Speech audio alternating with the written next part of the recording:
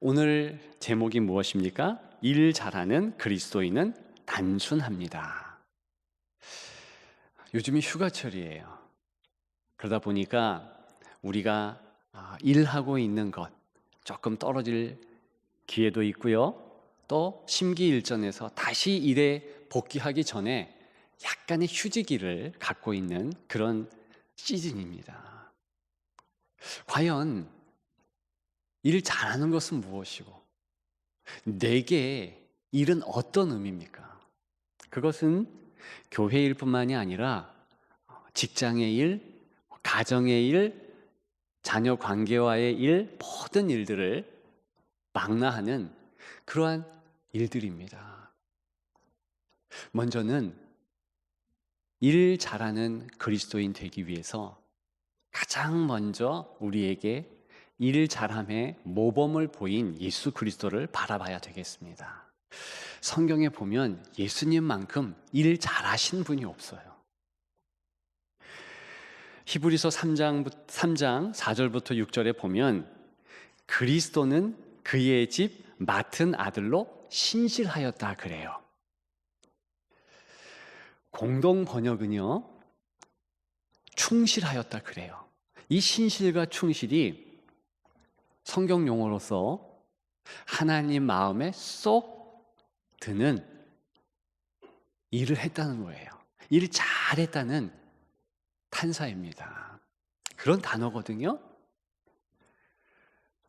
하나님 집의 아들로서 하나님께서 열심히 그 마음에 합한 그 일을 행하셨다는 것입니다.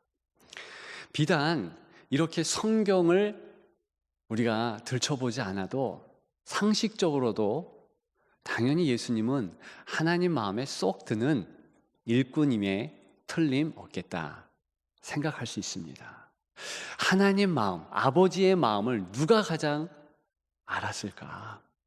특히 이 땅에 거하는 공생의 기간에 과연 예수님만큼 하나님 마음을 잘 알고 잘 응대하며 행하는 그런 분이 있으셨을까?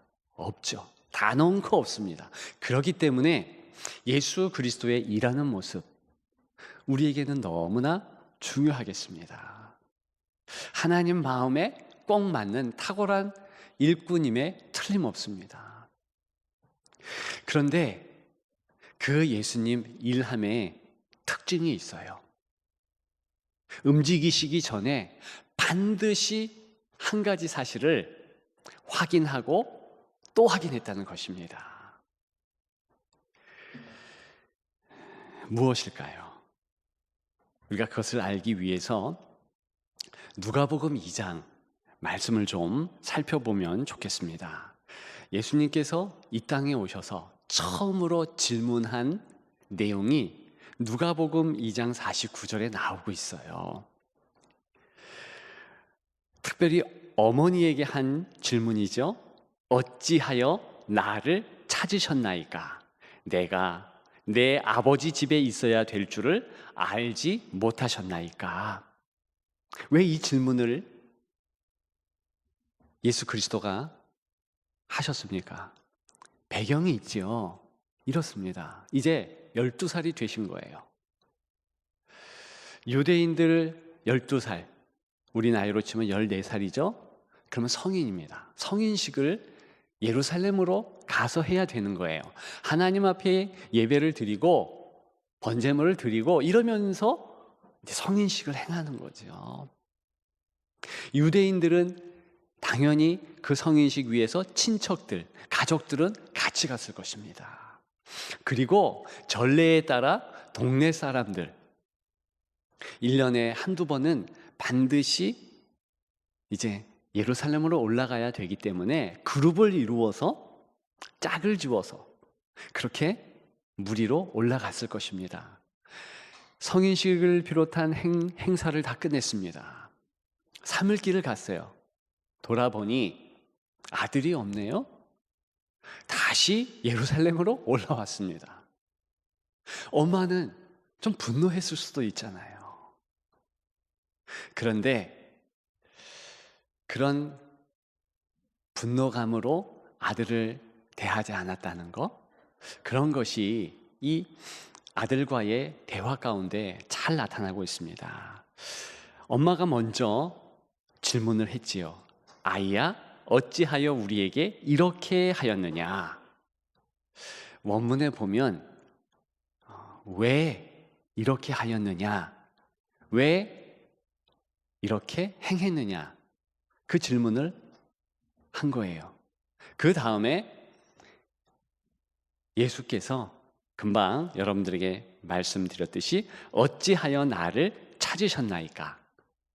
원문 그대로 말씀드리면 왜 나를 찾으셨습니까? 내가 내 아버지 집에 있어야 될 줄, 원문은요, 아버지 것에 소속되어야 되는 것을 알지 못하셨나이까? 이런 식으로 쓰여 있습니다. 지금 오해는 하지 말아야 돼요. 어머니 마리아와 아들, 미묘한 그러한 관계로 뭔가 이 대화의 싸움의 구도인가, 꾸지람하는 것이고 방어하고 그런 건가? 전혀 그렇지 않습니다. 오히려 지금 누가복음의 저자는요, 뭔가 어떤 사실을 좀 부각시키고 있는 거예요. 그게 뭐냐면 근본적인 인생의 질문, 왜 행동하는가? 왜 행하는가? 이런 부분이에요. 그래서 예수님의 첫 질문부터 나는 아버지 것에 속했다. 즉, 아버지와 나는 지속적인 관계 안에서 가장 가까운 아버지와 아들, 즉 하늘 아버지와 아들의 관계가 형성되었다. 육신의 아버지가 물론 있지만 그러나 하늘의 아버지, 그 긴밀한 관계가 내게는 있다. 나는 그 이유로 이 땅에 있다. 이 선포적 대화를 오늘 말씀드린 이 본문에서 누가복음 2장에서 하고 있는 것입니다. 예수님께서 행하신 일들을 우리는 잘 알고 있습니다. 어떤 일들을 행하셨습니까? 예수님이요, 십자가를 지셨잖아요. 예수님이요, 때로는 노숙도 하셨습니다. 예수님이요, 때로는 굶기도 했어요. 예수님이 그 적은 수의 제자들과 담론을 나누고 계속 교제를 했습니다. 사실은요, 그 행동은 왕의 행동이 아니에요. 어느 나라 왕이 그와 같은 일을 하겠습니까? 만왕의 왕이신 예수께서 어떻게 그러한 초라한 일들 행했겠습니까? 이유는 그분은 내가 여기 왜 존재하는가? 그 사실에 입각해서 움직였다는 거예요. 여러분, 너무나 단순하지만 다른 인생들과 바로 그 차이가 있었습니다. 그 적은 차이에서부터 이제 점점점 예수 그리스도와 평범한 유대인들이 갈라지는 거예요. 사람은 어떤 마음으로 이 땅에서 살까요? 그것을 성경은 예수님의 두 번째 질문에서 답을 찾게 합니다. 복음서는 예수님의 두 번째 질문 또한 주목합니다. 요한복음 1장 38절이지요. 예수께서 돌이켜 그 따르는 것을 보시고 물어 이르시되 무엇을 구하느냐. 지금 첫 제자들이 지금 세례 요한으로부터 예수님 소개들, 예수님에 대하여 들은 다음에 두 사람이 졸졸졸 따라온 거예요. 그들을 보면서 예수님께서 말씀하시는 내용입니다. 무엇을 구하느냐? 지금 무엇 구하느냐 그렇잖아요. 인생은요, 명예나 돈이나 성공을 구하게 되어 있습니다. 내가 지금 하고 있는 그 일, 여기에 주목하고 있다는 것입니다. 그것과 내 이득, 이 일을 하면서 나는 어떤 이득을 받을까? 성공, 명예, 칭찬, 박수, 돈, 보수죠. 이런 것들을 긴밀하게 이렇게 따지면서 생각한다는 거예요. 그런데 정작 중요한 예수님과 같이 왜 이 땅 사는가? 이것은 까맣게 있는 거예요. 생각을 안 하고 삽니다. 그래서 예수님은 무엇을 구하느냐? 영어로는 seek를 썼습니다. seeking. 뭘 지금 구하고 있느냐? 원하고 있느냐? 찾고 있느냐? 그렇게 질문한 거예요. 이것이 인간의 상태예요. 누구라 할지라도 나 왜 살지? 왜 내가 존재하지? 이 근본적 질문은 뒤로 하고 내가 지금 뭐 하고 있나? 이 일이 나와 어떤 연관이 있어서 이익을 줄까? 성공, 돈, 명예 줄까? 이런 것들에 대하여서 마음을 다 쏟는다는 거예요. 여러분, 제자들에게 한 또 다른 질문 한 가지만 더 나누고 싶습니다. 너무 중요한 질문이라서 이 정도는 여러분들도 잘 알고 있는 질문이라 생각합니다. 마태복음 16장 16절에 보면 그 유명한 질문을 제자들에게 합니다. 너희는 나를 누구라 하느냐? 이미 다른 질문을 했어요. 사람들이 나를 누구라 하느냐? 그랬더니 대답을 듣습니다. 선지자셨소이다. 누구입니다.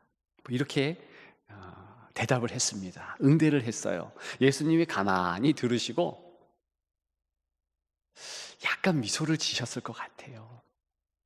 어이가 좀 없다는 그러한 웃음이겠죠. 그러면서 물끄러미 제자들을 바라봅니다. 그렇다면 너희는 나를 누구라고 하느냐? 그때 주는 그리스도시요 살아계신 하나님의 아들이시니이다. 베드로가 냉큼 대답합니다. 그런데요, 이 대답 정말 주께서 원하는 대답이었거든요. 그런데 이 대답 때문에 사실은 질문도 바꿀 수 있습니다. 어떤 질문이었을까요? 왜 구하느냐? 이렇게 질문해도 대답이 같습니다. 왜 구합니까? 주님이 그리스도니까. 주님이 살아계신 하나님이니까 구하는 거죠. 바로 제가 소개한 제자들에게 질문한 그 질문을 다시 생각해 보십시다. 무엇을 구하느냐? 그렇게 질문했잖아요. 사람들은 거기에 천착합니다. 마음을 둬요. 그런데 예수님이 결과적으로 질문하고 싶은 것은 바로 왜 구하니? 이거예요. 여러분, 우리가 살아가면서 우리의 일을 왜 주께 구합니까? 일 때문에 그럽니까? 아니면 명예, 성공? 그런 것도 의미는 있겠습니다만 왜 구합니까? 당연히 관계 때문에 그러죠. 어떤 관계? 주는 그리스도시요 살아계신 하나님의 아들이시니이다. 그리스도이시니까 우리는 그리스도인 아닙니까? 당연히 구하죠. 당연히 주께서 우리에게 주실 것을 기대하죠. 그런데 그 이전에 왜 너는 존재하니? 왜 너는 살고 있니? 이 질문에 대하여서 우리는 마음에 새겨야 될 것입니다. 예수님이 그렇게 하셨으니까. 예수님이 내가 왜 존재하는가? 이 부분에 대해서 계속 생각하시고 도전하셨으니까. 그리스도인은 왜 있습니까? 그것은 그리스도를 위하여 있는 거예요. 그렇다면 우리가 무슨 일을 하든지 간에 별 상관이 없어집니다. 그런데 거기까지 가기가 사실은 쉽지 않아요. 왜 쉽지 않은가? 성경에 나타난 주목받는 사람들의 모습을 보십시오. 이상한 행동들을 해요. 일례로 사두개인, 바리새인, 특별히 바리새인은요, 성경을 잘 아는 사람이고 성경대로 사는 사람이에요. 이들이요, 안식일에 대하여 얼마나 마음을 다했는지 모릅니다. 안식일에 할 일, 하지 말아야 할 일, 거기에 목숨 걸었어요. 그게 doing이잖아요. 일이잖아요. 무엇이잖아요. 거기에 대하여 올인하다 보니까 정작 중요한 나 왜 사는가, 이걸 싹 까먹은 거예요. 여러분, 말씀을 준비하면서 미시나라는 탈무드에 안식일에 행하지 말아야 할 것 39가지를 참조해 보았습니다. 첫째, 바느질 하지 마라. 여러분, 주일날에 바느질 하면 안 돼, 이런 말을 들었다 생각해 보십시다. 1세기 성도들은 그 말이 당연했어요.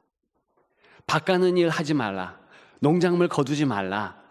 그러면서 3번, 4번, 5번 쭉 가다가 32번째는요, 두 글자 쓰는 일 하지 마라. 한 글자는 괜찮아. 그런데 두 글자 이상 쓰면 안 돼. 이게 안식일에 하지 못할 규례예요.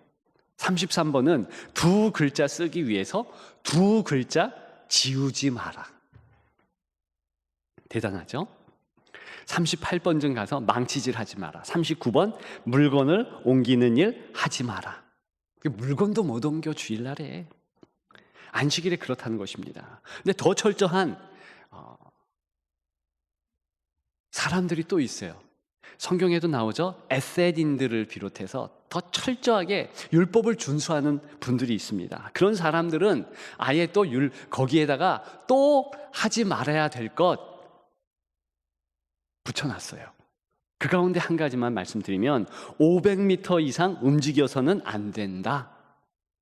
원래 1000m쯤 움직여도 괜찮았거든요. 그게 일반 유대인들의 안식일 규례법이었습니다. 근데 500m로 자르는 거예요. 점점 그런 식으로. 여러분, 그런데 예수님께서 그런 규례에 대해서 정면으로 대결하십니다. 바꿔버리십니다. 누가복음 13장에 보면 18년 동안 귀신 잡힌 여자를 안식일에 고쳐요. 손 마른 사람을 고쳐줍니다. 많은 환자들을 하필 안식일 때 고쳐줘요. 안식일에 제자들이 밀 까부르는데 그냥 놔둡니다. 다 안식일을 어긴 거예요. 물론 안식일에 급한 응급 환자는 생명에 관계된 것이기 때문에 치료해야 돼요. 그런데 18년 동안 귀신 잡힌 자, 응급 환자 아니라는 것은 다 알고 있습니다. 하루 지난 다음에 고쳐줘야 되는 것이 안식일법이에요. 근데 예수님은 딱 그날에 손 마른 자 하루 참고 그 다음 날에 고쳐야 되는데 안식일에 전부 그런 식으로 안식일을 범했다는 거예요. 바리새인들이 거품 물고 달려드는 것 당연했습니다. 예수님이 무슨 말씀을 하셨을까요? 너희들 왜 안식일 지키는 줄 아느냐? 왜 질문법을 사용하셨어요? 이 본질적인 거거든요. 안식일의 주인은 나야. 안식일의 주인은 하나님이야. 안식일은 사람을 위한 날이야. 그런데 보십시오. 그 중요하고 단순하고 단촐한 사실을 어떻게 하고 있습니까? 완전히 망각했습니다. 뒤로 했습니다. 까맣게 잊었어요. 그리고 오직 doing, 무엇 하는 거, 내가 지금 하고 있는 거, 눈앞의 일에 전전긍긍하면서 마음 뺏기고 그러면서 행동하는 거예요. 얼마나 불쌍해요. 예수님 보실 때 불쌍하지 않습니까? 우리가 제3자로서 바라보면 너무 불쌍하지 않습니까? 그런데 우리도 그렇게 행할 수 있다는 거죠. 하다 보니까 내가 왜 존재하는지 있는 거예요. 여러분, 사랑하는 여러분, 우리 예수님은요, 예수님이 할 일도 많고 또 중요한 일들도 많았지만 아주 단순하게 사셨습니다. 목적이 있잖아요. 삶 존재 이유가 있잖아요. 거기에 따라서 그냥 하는 거예요. 그렇다면 일에 높고 낮음이 없어지는 거예요. 어찌 랍비로서, 어찌 만왕의 왕으로서 제자들의 발을 씻을 수가 있겠습니까? 그것은 할 수 없는 일이에요. 그런데 하나님을 위한 자는 행할 수 있죠. 십자가를 지는 일, 도저히 그것은 유대인 남자가 할 수 없는 일이에요. 왜? 율법에 기록되어 있어요. 나무에 달린 자마다 저주받는 자라 했습니다. 사람들은 다 나무에 달리는 그 일, 저주, 이렇게 해석을 했던 거예요. 그러나 예수님은 내가 이 땅의 존재 이유는 무엇인가? 아버지를 위해서, 아버지가 원하는 인생을 구원하는, 사랑하는 인생을 위하여서 초계와 같이 내 몸을 버리는 것, 즉 십자가에 달리는 일, 다른 말로 하면 나무 위에서 죽음으로 저주받는 일. 여러분, 그것이 doing, 무엇, 이것으로 해석하면 정말 이스라엘 사람들은 헤어날 수 없는 시험거리예요. 저주받았다는 거죠. 그래서 지금도요, 예수 그리스도 믿는 일은요, 유대인들이 싫어하는 거예요. 그렇게 할 수 없다는 것입니다. 왜요? doing에 목매니까. 무엇 하느냐? 여기에 목매니까. 여러분, 오늘 본문은 많은 이름이 몇 절 안 되는 절수에서 나오잖아요. 아데마, 두기고, 세나, 아볼로, 나와 함께 있는 자들, 그리고 또 디도. 이들에 대하여서 성경은 어떤 설명을 하고 있을까요? 실은요, 아예 설명이 없는 자도 있습니다. 예컨대 아데마. 여러분, 아데마가 누군지 혹시 아시는 분? 들은 적은 있는지 아시는 분 손 들어보세요. 손 드신 거예요? 아, 머리 이렇게. 저도 몰라요. 왜냐? 오늘 이 본문에 처음이자 마지막으로 이 이름이 나온 거예요. 이 사람이 어떤 능력이 있고 어떤 재능이 있으며 또한 물질이 어느 정도고, 예를 들어서 하나님의 일을 하기 위해서는 뭐 언어 한 두세 가지는 하면 유능하잖아요. 그렇죠? 그리고 어떤 경험을 가지고 있으면 뭐 괜찮잖아요, 일하는데. 그런데 그런 것들이 아예 설명이 없어요.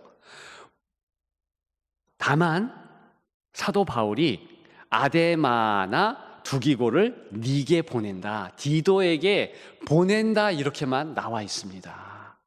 이게 무슨 뜻일까요? 다른 사람들도 마찬가지예요. 왜 이런 식으로 기록되었는가? 이 사람들은요, 존재 이유만 안다는 거예요. 예수 그리스도를 위한 그리스도인이다, 이 존재 이유만을 가지고 있으니까 이 사람이 능력이 부족해도 어떤 일을 할 수 있는 여건과 시간이 모자란다 할지라도 주께서 명하신 것은 간다. 이것이 바로 그리스도인이라는 것입니다. 오늘 본문에 모든 이들이 다 그랬어요. 여기에 몇 가지 재능이 있는 사람들도 없지 않습니다. 학식 있는 사람도 없지 않습니다. 아볼로 같은 사람, 디도 같은 사람, 그래도 괜찮은 이들이죠. 그럼에도 불구하고 그들이 그 재능 때문에 쓰임받은 게 절대 아니에요. 여기 기록된 것이 아닙니다. 다만 존재 이유, 내가 왜 이 땅에 살아가고 있는가, 나는 왜 여기에서 이 일을 하는가, 뻔하잖아요. 그리스도를 위해서 행하는 것뿐입니다. 우리는 일 잘하는 그리스도인이 되고자 소망합니다.